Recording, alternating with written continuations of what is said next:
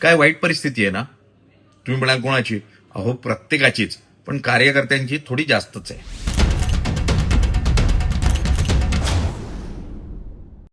कार्यकर्त्याला हेच कळत नाही की अहो इतकी वर्ष सतरंजा उचलत होतो, ज्याच्या उचलत होतो त्याचा पक्ष ऐन निवडणुकीच्या वेळेला पक्षांतर केल्यामुळे सतरंजीचा रंगही बदलतो. मुळात कार्यकर्ता संभ्रमित अवस्थेत आहे.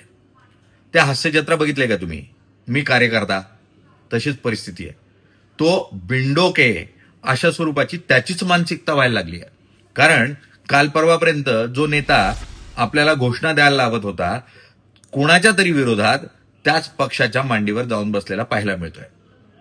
मुळात हे का घडतंय? तर प्रत्येक राजकारण्याला सत्ता हवी आहे. मग सत्ता कशासाठी हवी आहे? तर त्याला काय तुमचं आमचं भलं करण्यासाठी नको आहे. त्याला रस्ते गटारी साफ करायच्या नाही किंवा चांगले रस्तेही करायचे नाही. त्याला दलाली करायची आहे. दलाली कोणाची करायची आहे? बिल्डर्सची करायची आहे. त्याला कोणाची दलाली करायची आहे?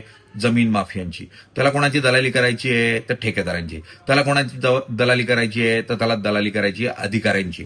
आणि हे करायचं असलं तर मग त्यासाठी हातात सत्ता लागते.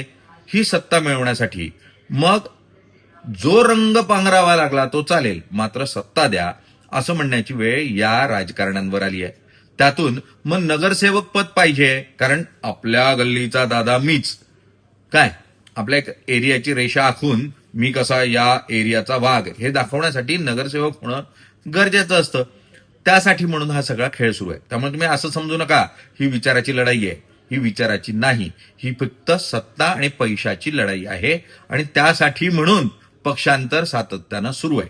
आणि मग परपक्षीय जेव्हा आपल्या पक्षामध्ये येतात त्यावेळेला कार्यकर्त्यांची परिस्थिती ही अत्यंत दयनीय होते. मग त्यांच्या डोळ्यात अश्रू पाहायला मिळतात, त्यांना उमेदवारी नाकारली जाते. इतकंच नाही, अंतर्गत राजकारण होतं आणि मग त्यातून बिचारा उमेदवार जो अनेक वर्ष पक्षासाठी काम करतो तो घरी बसतो. तो तर घरी बसतो, पण कार्यकर्ता संभ्रमित होतो. कार्यकर्ता म्हणून काम करत असताना तुम्ही एक लक्षात घ्या की तुमचा वापर करून घेतला जातोय. आणि जोपर्यंत तुम्ही कार्यकर्ता म्हणून विचाराशी निष्ठ नसाल तोपर्यंत तुमचा असाच वापर करून घेतला जाईल. त्यामुळे पुढच्या वेळी जरा विचार करा सतरंजी उचलताना. आणि इतकंच नाही, तुम्ही मतदान करतानाही लक्षात घ्या की मतदान कोणाला करताय.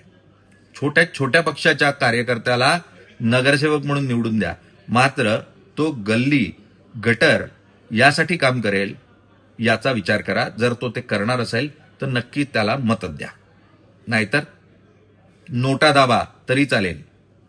आज पुरतं ब्लॅक अँड व्हाईट मध्ये इतकंच. बघत रहा साम टीव्ही.